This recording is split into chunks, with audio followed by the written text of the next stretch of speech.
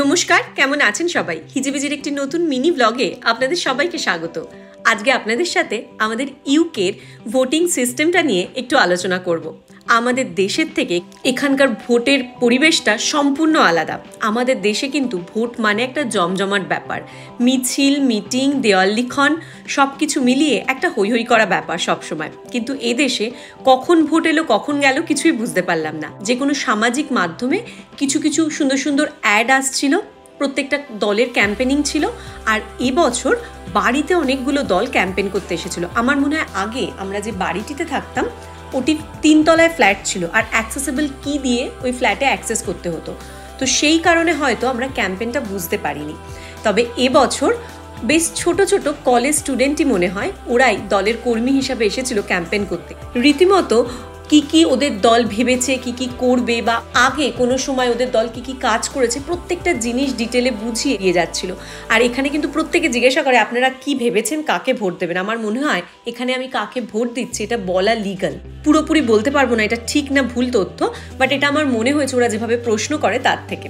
আর একটা জিনিস বলি, এদেশে কিন্তু ভোট দেওয়ার জন্য নাগরিক হতে হয় না, রেসিডেন্স হলেই ভোট দেওয়া যায়। তো সেই কারণেই আমরা লাস্ট কয়েকটি বছর ধরে ভোট দেওয়ার সুযোগ পেয়েছি। এখানে কিন্তু দুভাবে ভোট দেওয়া যায়, আপনি বুথে গিয়েও ভোট দিতে পারেন আর বাড়ি থেকে আপনার ভোটটি পোস্টও করে দিতে পারেন।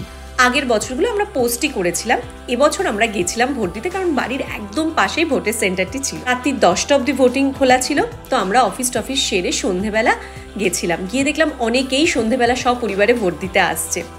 আর আমাদের দেশের মতো কিন্তু ইলেকট্রিক মেশিন নয়, এখানে সিম্পল ব্যালটে কাগজের মধ্যে পেন্সিল দিয়ে টিক দিয়ে ভোটের পেপারটি দিতে হয়, যেটা মা বাবাদের কাছে শুনেছি ওরা আগে যেটা করতো। আমাদের দেশে আমরা যখন থেকে ভোট দিচ্ছি ইলেকট্রিক মেশিন স্টার্ট হয়ে গেছিল, তাই এটা বেশ একটু নতুন লেগেছে।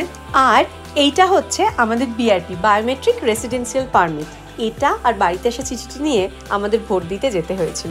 বেশ দুঃখই লাগলো, হাতে একটু নীল কালিও দিল না, ভোট দিলাম বুঝতেই তো পারলাম না।